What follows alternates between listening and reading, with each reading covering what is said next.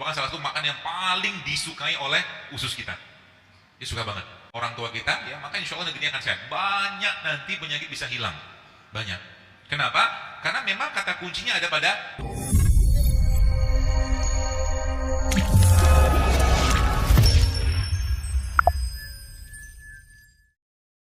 ya, serahkan semua sama Allah. Serahkan semua sama Allah. Allah yang tahu urusan kita lebih baik pada kita sendiri. Ya, yang kedua apa? Sedekah. Salah satu software aplikasi yang kita bisa pakai untuk hidup sehat adalah sodakoh. Kalau sudah sodakoh, teman-teman sekalian, maka jangan tanggung-tanggung. Jangan tanggung-tanggung. Ingat baik-baik kata-katanya. Kalau urusannya sama Allah, jangan kasih yang minimal, kasih yang terbaik. Maka Allah juga akan memberikan terbaik kepada kita. Contoh apa? Kalau Anda punya baju yang bagus, maka baju bagus itu atau baju pertama kita beli, pakai itu untuk sholat. Gitu. Kalau punya sejadah yang bagus, pakai untuk sholat. Ya. Punya kopiah segala macam. Ya. Jadi kalau urusannya sama Allah seperti itu. Atau juga misalkan di dompet Anda sekarang, misalkan ada uang 50.000 yang lama, yang lecek, sama uang 50.000 yang masih kinclong, masih bagus. Ketika kencelengan lewat, jangan masukin yang 50.000 yang udah lecek. Masukin 50.000 yang masih baru. Itu adab kita kepada Allah.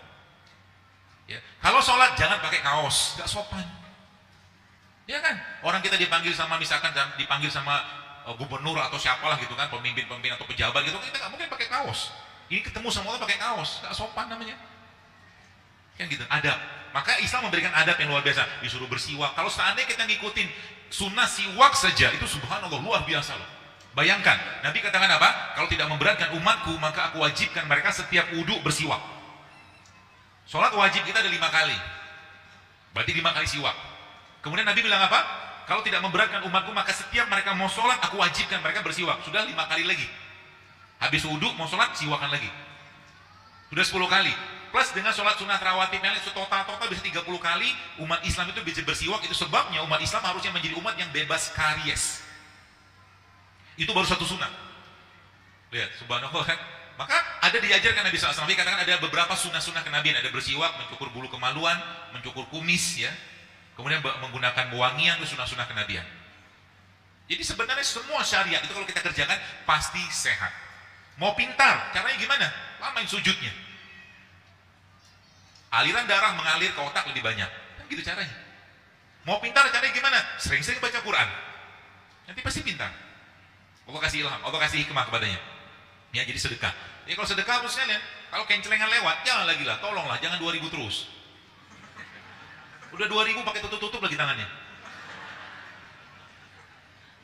Malaikatnya bilang apa? Biaya operasional malaikat itu mahal. Masukin 2000 minta jodoh, harta, rezeki, karir segala macam, nggak cukup. Bakhil. Ya. Kalian banyak-banyak habisin si dompetnya. Jadi kalau mau tantang diri Anda, salah satunya ya, kalau tips saya salah satunya adalah kuras isi dompetnya, habisin semua, kasih buat Allah semua. Terus saya pulangnya di mana? Handphone ada, tinggal online gitu kan? Atau telepon sama call a friend minta jemput, bisa. Gitu. Kalau saya, makanya saya pernah cerita nih, pada suatu kisah. Suatu hari itu saya pernah mengadakan kajian di daerah Lampung gitu kan. Jadi sebelum kajian itu emang saya ada ceritanya tuh, saya pengen beli jam. Jam itu untuk ukuran saya mahal, gak ada duit. Tapi saya bukan orang yang mentalnya kemarin sore gitu ya. Kalau saya pengen sesuatu, saya tinggal bilang sama Allah, ya Allah tolong murahkan barang ini untuk saya. Gitu. Kita tuh mau minta apa aja, tinggal angkat tangan, doa, ngomong sama Allah. Sahabat kan begitu. Sendalnya pun putus, mereka ngomong sama Allah, ya Allah tolong sambungkan lagi sendalku. Itulah kedekatan mereka dengan Allah. Seperti itu. Jadi nanti kalau saking dekatnya, minta apapun pasti dikasih sama Allah. Ya, misalkan minta istri yang begini gitu kan. Sebutin aja kalau mau, nggak apa-apa. Tapi pantas-pantas sendiri juga. Ya, minta istri begitu rupa gitu kan, kita nggak mantasin. Nah, singkat cerita akhirnya jam itu bisa saya beli. Kemudian suatu hari dalam suatu kejadian, dalam suatu acara itu subhanallah, saya lagi nunggu panitia jemput saya untuk datang ke tempat acara itu. Lalu kemudian dia lagi sholat, saya lagi sholat, samping saya itu ada bapak supir taksi. Kenapa terjadi? Bapak tuh lagi sholat duha, saya sudah selesai duhanya. Kemudian Saya baca Quran.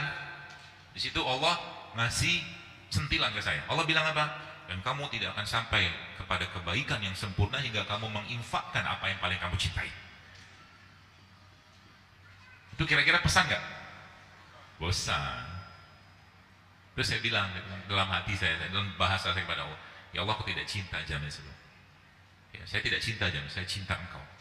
Maka saya buka jam itu, saya kasih ke bapak supir taksi tadi. Gitu. Itu cara, salah satu cara. Let it go. You have to let it go this world. Anda harus melepaskan dunia ini dari hati kita.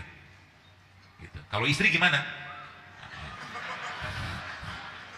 Terserah sih. Tapi kalau zaman Nabi kan waktu hijrah kan, saking baiknya orang Madinah itu, nih istri saya 2, ambil buat kamu 1. Waktu kasih kejadian Abdurrahman bin Auf kan begitu kan? Saking luar biasanya. Ya. Kalau Anda mau gitu juga apa-apa sih. Ya. Kalau itu imannya seperti mereka. Dan itu bukan sekali 2 kali. Ya. Bukan sekali 2 kali. Ya.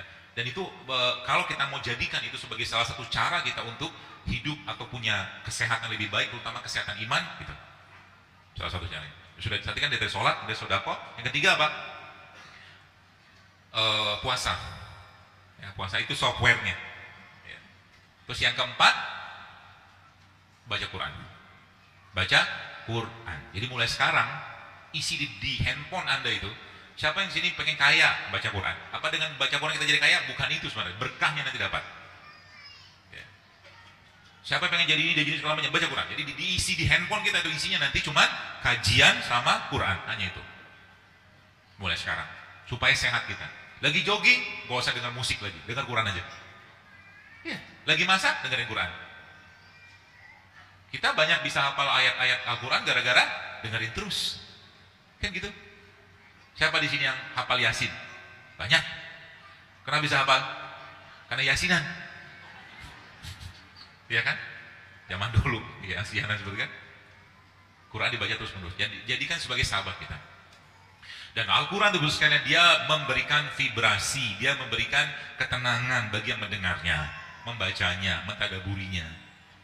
Dan Al-Quran adalah obat paling baik untuk membersihkan hati.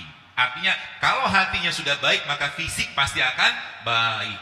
Kalau hatinya sudah baik, kolbunya sudah sehat, imannya sudah sehat, maka satu piring yang isinya sabar, syukur, ikhlas, tawadu, pemaaf, murah hati, jujur, kasih sayang, jauh dia lebih butuhkan daripada satu piring makanan yang sehat sekalipun. Apa maksudnya? Seperti itu. Anda lebih senang, Anda lebih lapar, tanda kutip, dengan rasa sabar tadi daripada antioksidan yang ada pada madu ini. Anda lebih haus dengan rasa syukur tadi daripada Anda minum jus semangka ini. Iman tuh kalau sehat, kolbu tuh kalau sehat kayak begitu, dia tidak mau banyak-banyak makan. Nanti kalau kan kita sudah membiasakan kayak begini, boleh saya katakan ya berat badan turun itu cuma efek samping aja karena kita sudah nggak mau banyak-banyak makan. Kenapa? Karena kolbu kita itu bisa lemah kalau banyak makan. Iman kita bisa melemah kalau banyak makan. Itu. Ya. Jadi kalau maaf sekarang ya ada teman-teman ikhwat atau akhwat di sini yang maaf badannya berlebih, mungkin obesitas, gampang sekali, jangan kurangi makan, selesai. Lihat apa yang dimakan. Kalau nggak sehat, jangan makan. Kalau teman-teman misalkan ngajakin kita makan nggak sehat, tolak aja. Contoh begini, jadi kita itu akan sesuai dengan apa yang kita kerjakan dan orang akan menilai kita dari itu. Contoh, satu hari saya ada acara, di acara tersebut ada teman yang bawa minuman. Minumannya 2 minuman itu minuman yang ada gulanya sama apa tuh namanya cendol-cendol gitu loh. Jelly itu loh, kalau bahasa kerennya kan jelly, tapi bahasa kita mah cendol. Ada warna hijau, ada warna apa gitu kan. Dia bawa 3 minuman. 2 minuman yang cendol-cendol sama yang gula-gula yang ada manis tadi, satu lagi air mineral. Orang yang pertama dia kasih minuman cendol jelly tadi. Ya. Orang yang kedua dia kasih minuman yang cendol jelly. Orang ketiga dia kasih air mineral. Orang ketiga siapa? Saya. Maksudnya paham? Maksudnya dia sudah tahu bahwa kalau si Jelo Akbar dikasih cendol begini nggak mau. Identitas gitu kan, Mbak. Jadi kalau ada orang masih ngajak Anda, Mas atau sama Yanto, tok makan bakso yuk. Maka identitas kita masih belum sehat. Paham maksudnya? Budi, ayo makan mie ayam yuk. Kalau kita masih kayak begitu, maka orang kan menilai kita kan? Orang menilai kita. Ya. Dan makanan tidak sehat akan membuat perilaku dan pikiran tidak sehat. Ya. Kita lihat, tahu di Surabaya, kalau habis lampu merah, lampunya merah, kemudian lampunya hijau, apa yang dikerjakan orang? Klakson kan? Kenapa diklakson? Gak sabar, bener. Penyakit gak itu? Tidak juga, orang habis lampu merah kemudian hijau, orang baca Al-Baqarah di lampu merah tuh nggak ada. Sabarlah bentar. Klakson dijadikan ajang untuk memuaskan emosi. Penyakit kan? Sabar bentar. Itulah. Ya. Jadi mulai sekarang didik hati kita dan hati-hati dengan hati. Hati-hati dengan perasaan. Kalau memang kita berhak marah tapi kita nggak mau marah, itu lebih baik. Ya, kalau ada orang fitnah kita, gibah kita, bersyukurlah. Makanya saya pribadi senang banget kalau orang yang menggibah-gibah saya. Nanti di depan Allah saya akan minta pahala sholatnya, hajinya, sedekahnya, puasanya. Gak main-main loh Islam itu. Jadi hati-hati dengan ngomongin orang lain. Ya. Kalau nggak perlu ngomongin dia, nggak usah ngomong. Gibah itu ngomongin sesuatu yang benar, dan orang yang diomongin itu nggak suka diomongin, itu gibah namanya, termasuk dosa besar. Fitnah yang diomong itu nggak benar, itu lebih dosa besar lagi.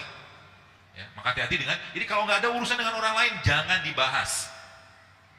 Abu Dujana, salah satu sahabat Nabi SAW, yang ketika beliau meninggal, itu sahabat-sahabat melihat di menjelang meninggal, saking itu para sahabat melihat di dahinya beliau itu, apa yang dilihat? Ada seperti cahaya, kayak lampu gitu.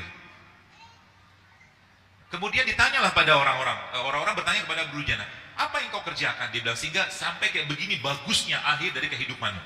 Dia bilang, kan dia dua di siapa situ. Dia katakan, yang pertama, aku minta kepada Allah agar dicabut kebencianku terhadap kaum muslimin.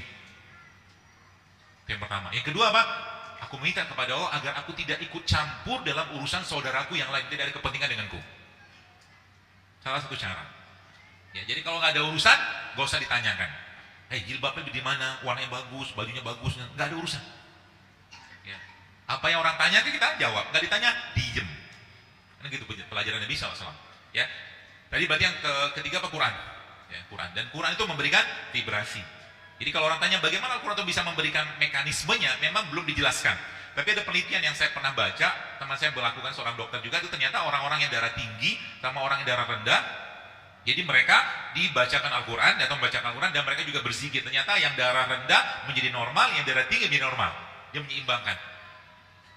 Ya. Jadi kalau kita ketika baca Quran belum mendapatkan sensasi perasaannya, baca lagi terus, ibarat kata dosis ini dinaikin.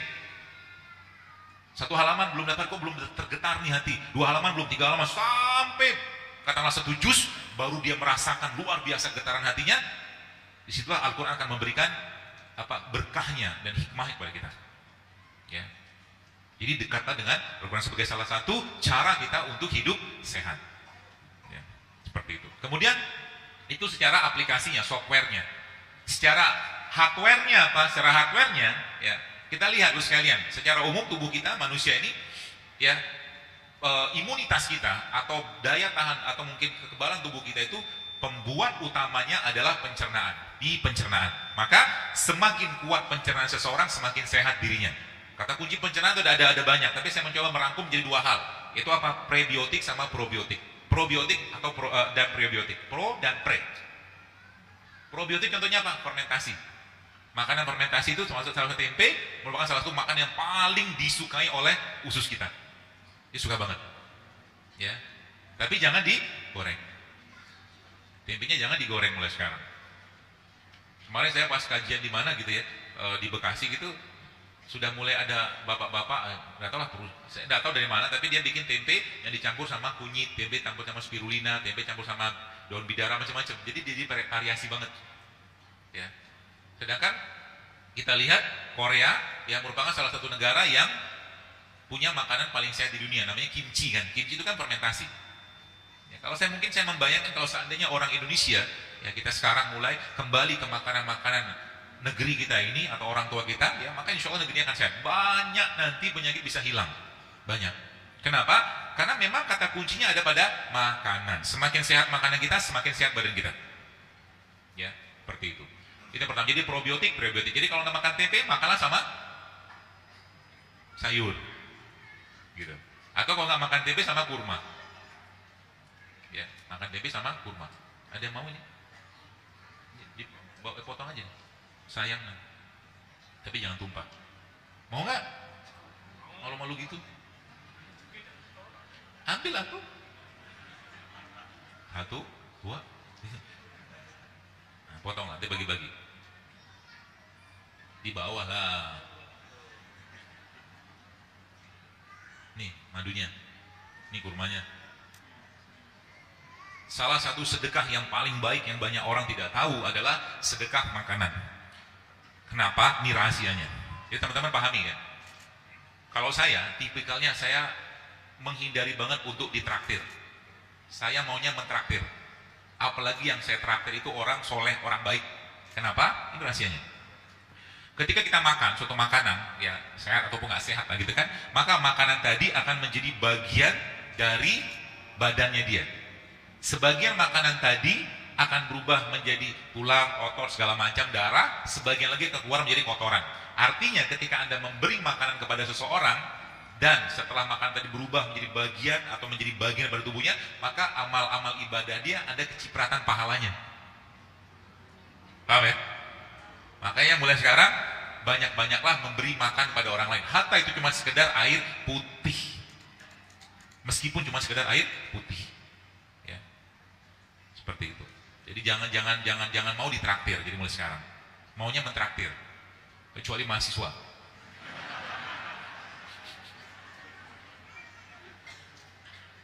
Diapain? Yang tebel-tebel, wih. Tipis-tipis aja. Baik, jadi kata kuncinya probiotik sama prebiotik. Selanjutnya apa? Probiotik kan tadi saya jelaskan, makanan-makanan fermentasi. Jamur itu termasuk probiotik yang bagus, jamur. Ya, jadi jamur bakal salah satu makanan yang sehat ya, jamur. Berbagai jenis jamur lah ya. Kemudian prebiotiknya apa? Prebiotik terbaik yang sebenarnya diajarkan oleh Nabi SAW atau sekarang kita kenal dengan sains adalah kurma. Ya, maka makanlah kurma setiap hari. Gak usah banyak-banyak. Karena prebiotik pada kurma itu bisa memperbaiki pencernaan kita. Prebiotik. Ya. Kemudian apa lagi? Indonesia kaya dengan dua hal ini. Kaya dengan rempah dan rimpang. Ya. Indonesia kaya dengan rempah dan rimpang. Jadi mulai sekarang biasakan berdekatan dengan dua hal ini. Ya. Biasakan berdekatan dengan dua hal ini, rempah dan rimpang. Contoh rempah itu apa? Ini rempah. Rempah. Kayu manis gitu kan. Mau diapain caranya? Ya macam-macam. Kalau teman-teman mau cemplungin ke air juga bisa. Namanya infus water. Atau Anda kasih air panas juga boleh. Ya. Atau Anda jadikan dia sebagai makanan atau lauk juga boleh. Contoh Anda bikin sup ada kayu manisnya. Kalau bikin sup ada kayu manisnya, jangan cuman makan isi supnya aja, tapi kuahnya juga diminum. Karena di situ ada obatnya. Ketumbar kita bisa pakai untuk jantung, katakanlah jahe untuk pencernaan, kunyit untuk darah, banyak sekali. Ya, maka kalau Anda makan di sini, saya nggak tahu kayak Surabaya kan makanannya apa tuh? Rawon. Rawon itu kan isinya apa? Bumbunya ya. Keluak ya? Nah itulah. Apa lagi? Jangan tanya bapak-bapak lah, nggak tahu. Apa bu? Ada jahenya nggak? Ada lengkuas nggak? Ada cengkeh nggak? Nggak ada kali ya. Pokoknya itulah, serai mungkin itu ya. Nah itu kan sehat tuh. Jadi kalau makan rawon, dagingnya nggak usah banyak-banyak.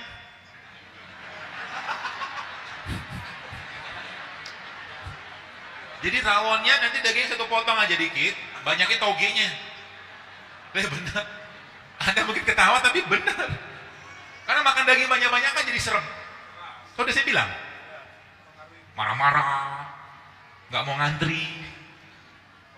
Kebanyakan daging mungkin. Ya. Soto juga sama, kan sini banyak soto tuh. Makan soto. Rawonnya nanti jangan pakai nasi lagi. Jadi makan rawon yang sehat itu dagingnya sedikit aja. Beberapa potong kecil-kecil gitu. Togenya banyakin. Kalau dia punya daun bawang, kalau ada daun bawang saya masukin situ, kasih itu sedikit, kasih sambal sedikit, udah itu menjadi rawon yang sehat. Ya. Berarti kita nggak boleh makan rawon banyak dagingnya. Bukan masalahnya itu. Kita tuh sekarang yang saya mau ajak pada teman-teman itu adalah untuk membiasakan hidup sehat dulu. Nanti kalau udah hidup sehatnya lebih banyak kebiasaannya, silakan makan yang biasa. Itu dulu dikejar. Jadi 80% kebiasaan kita itu kebiasaan hidup sehat. Ya, gitu. Itu dikejar dulu. Nanti kalau udah hidup, indikatornya apa? Badan. Ya, badan kita lebih fit, lebih berenergi, kemudian jarang sakit, kemudian jarang jarang ngeluh dengan kondisi perubahan cuaca. Itu tanda badan kita fit gitu loh. Itu bisa kita wujudkan kalau apa? Kalau 80% kebiasaan kita sehat. Itu. Bukan melarang makan rawon ya. Bukan. Soto juga sama. Bagaimana cara makan soto yang baik nih saya ajarin. Mau tahu caranya? Nah, ambil kuahnya kan. Terus kalau soto kan ada daun-daun tuh. Daun apa? Seledri, daun bawang. Nah, penuhi nanti mangkoknya dengan daun seledri sama daun bawang.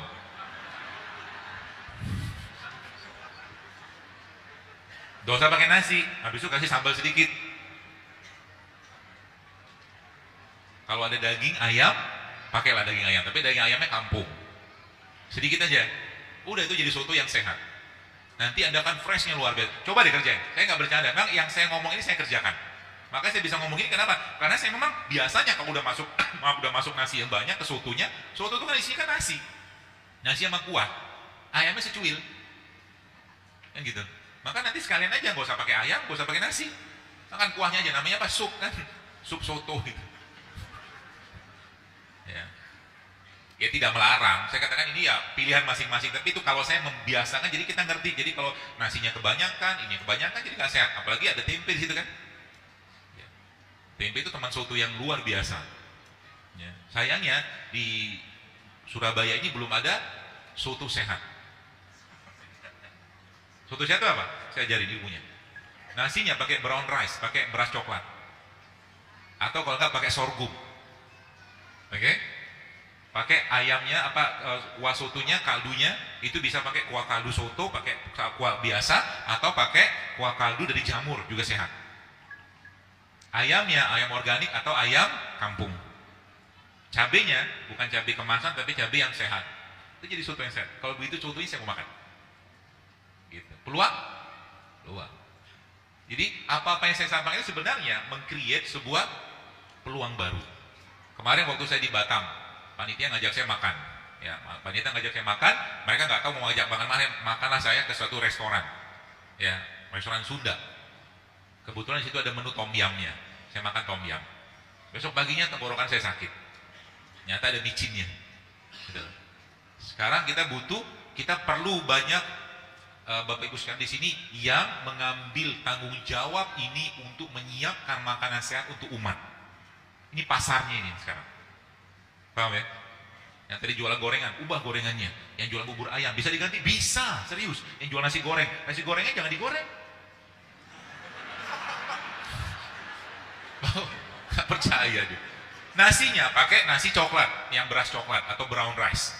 Kan dia lebih stok gitu kan. Lalu Anda kukus, kemudian Anda masukin tomat, Anda masukin zaitun, Anda masukin suiran ayam, Anda masukin lada, Anda masukin garam, udah jadi nasi yang tapi bukan goreng. Kenapa harus digoreng gitu loh? Minyak, karena minyak masuk ke dalam pencernaan kita, masuk kepada tubuh kita, bikin mukus, bikin lendir.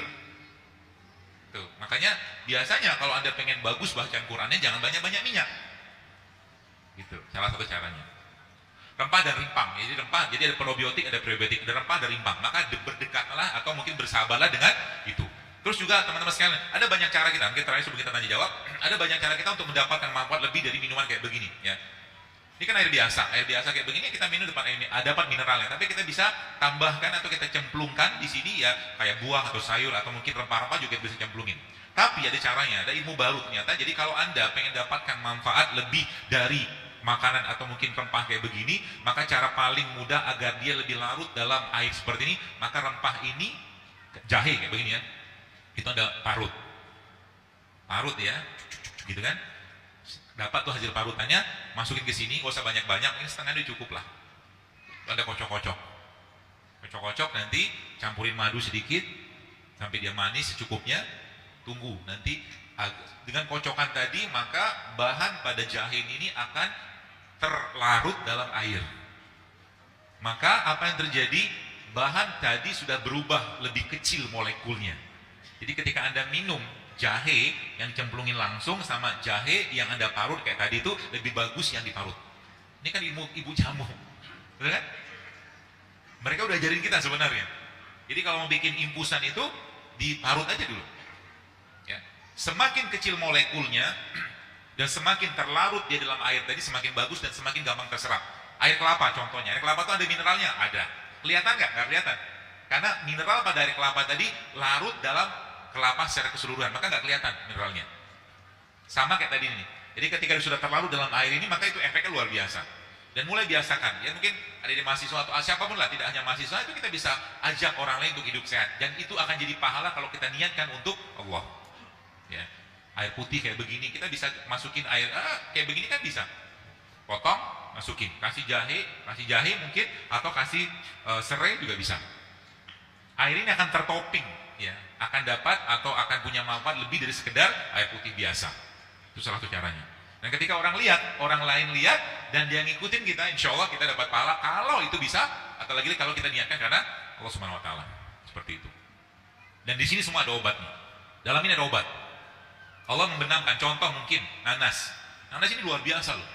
Kenapa luar biasa? Bonggolnya nanas ini kalau ketemu dengan habatus sauda, dia akan jadi obat alergi yang sangat baik. Bonggolnya. Apa bahasa sini bonggol? Tengah itu loh. Hah? Ya itulah pokoknya. Biar nggak lama. Di tengahnya nanas itu Anda ambil, ya. Kemudian Anda blender sama habatus sauda, maka itu akan jadi obat buat alergi, sinusitis segala macam. Insya Allah akan terbantu dengan itu. Ya. Di blender.